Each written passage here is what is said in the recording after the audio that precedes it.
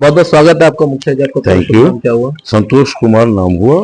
हमारी वाइफ हुई वार्ड पार्षद यहाँ की। सर कहीं ना कहीं मैं मानता हूँ समाज कि सेवी मैं ही हूँ। समाज सेवी आप ही हैं। कहीं ना कहीं जब आपकी जो मेहनत है उस मेहनत को कहीं ना कहीं उनको सम्मान मिला है।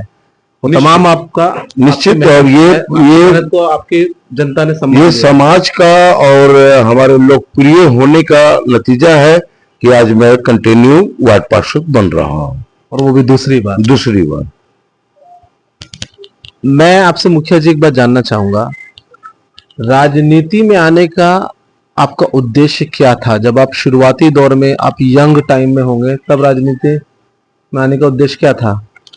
समाज के लिए जीना, समाज के लिए ही काम करना, समाज को जो उद्धार कर सकता हूं वो करने का प्रयासरत हूं।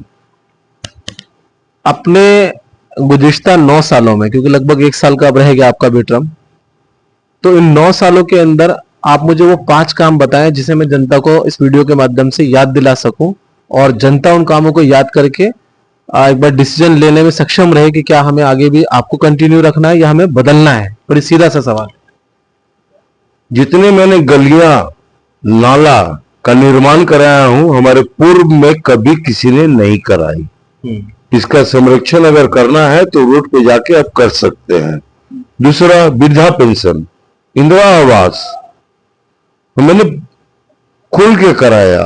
उसके बाद आधार कार्ड बनने का प्रोविजनल आई थी, मैंने एक एक घर का लोगों का आधार कार्ड अपने पास से बैठ के बनवाया। वोटर लिस्ट में नाम जुड़वाने का काम मैंने पर्याप्त रूप से किया। जहां तक हुआ समाज को देने का काम किया, समाज को बनाने का काम किया है हमने।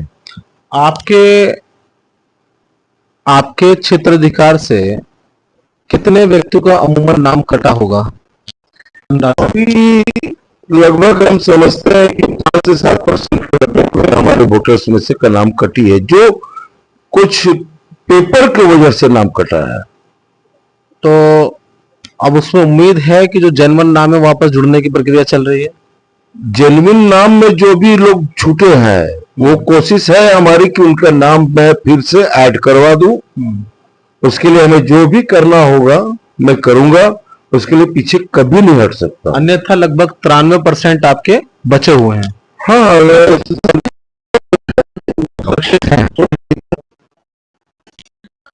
आज का माहौल मुखिया जी कैसे देखते हैं चुनाव के नजरिए से? माहौल तो बहुत टफ है। बहुत सारे विपक्ष हमारे इस प्रकार से रैली निकाल रहे हैं कि वोट चोरी हो गई। अरे वोट चोरी हुई है क्या? उनकी नीयत में ही चोरी है, तो दूसरे को तो आरोप लगाने का काम कर रहे हैं कि वोट चोरी हो गई, वोट चोरी हो गई। आप सही ढंग से पेपर्स मांगे गए, आप उनको लगा के काम करोगे। कभी ये हमारे वार्ड का देख लिया जाए, 97% लोगों का अभी नाम सुरक्षित हुए, तो कहीं सही है तब तो आई है। अब 3% तो कुछ न कुछ तो टूटी होने की वजह से नाम कट गई। इसे चोरी पलायन भी करा है, बहुत लोगों ने पलायन भी करा, अपने कारोबार कहीं और भी कर रहे हैं, कोई और भी वजह है, तमाम चीजें हो सकती हैं, ये हम इसको डिनाई नहीं करते। लेकिन उस सबके बावजूद जो है कहीं ना कहीं अब इस तरह की तमाम राज्यों के अंदर प्रक्रियाएं, बात चल रही है कि जो भाजपा है अधिकतर जो है, या डबल इंजन की जो सरकार है, वो वोट में सेंध लगाकर जो है सरकार बना रही है। ये बड़ा आरोप है। अगर वोट का सेंध की बात करते हैं तो मैं ये दावा करता हूं कि राहुल जी हो चाहे अदर्स जो भी विपक्ष में बैठे हुए हैं, क्या वो विपक्ष में बैठ पड़ते? अगर हम लोग वोटर्स को चोरी कर लेते तो कतई नहीं बैठ सकते थे, लेकिन हम लोगों ने ऐसा काम किया नहीं है। उनकी दिल की एगो अंग में कुछ है नहीं, उन लोगों के पास में कुछ विपक्ष को लोग को कुछ बोलने का साधन नहीं रह गया है, तो अनाप शनाप तुम फिजूल बातों को तो उठाने का कोशिश करेंगे ना। वोट चोरी हो गई, अरे चोरी कहां होती है? घर का लोग घर का सामान चोरी करेगा? ऐसा नहीं होता है। और दूसरी बात की वो तो जो है संस्था भी बिल्कुल इंडिपेंडेंट है, अपने आप में खुद मुख्तार है वो संस्था जो चुनाव आयोग है। चुनाव आयोग का तो कोई उंगली उठा ही नहीं सकता, ताकि वो किसी को मतलब रिलेशनशिप नहीं निभाती है। वो कभी भी ये अपने आप को मतलब भाई बंधु और सगा नहीं समझता है। चुनाव आयोग यानी कि स्वच्छ और एकदम निर्मल होने के काम करता है। उसके ऊपर उंगली उठाना यानी कि अपने आप पर उंगली उठाने का काम करना। वोट छोड़ गद्दी छोड़, इस तरह का नारा पूरे बिहार के अंदर जगह जगह चल रहा है। मुखिया जी, इसका कितना असर देख रहे हैं? वोट चोर नारा जो लगा रहे हैं, ये पहले हमें ये बता दें, अगर ये हमारे वोट चोर होते तो क्या हिंदुस्तान से बाहर जो हमारे हिंदुस्तान को हमारे नाम की रोशन की गई है और रोशन हो रही है, क्या वो रोशन हो पाती? क्या विदेश के लोगों हमें चोर समझ के एक्सेप्ट करते? जब हम चोर नहीं तब तो हमें विश्व में सबसे बड़ी नाम आ रही है। तो वोट चोर इसमें है कहां? उनके दिल में चोर बैठी हुई है, तो दूसरे को तो चोर बोलेंगे ही ना। अच्छा, क्या संदेश देना चाहेंगे? क्योंकि आपने हमारे तमाम सटीक जवाबों का बड़ा जो है सटीक जवाब दिया है सवालों का, तो क्या कहना चाहेंगे आप तमाम बिहार वासियों से?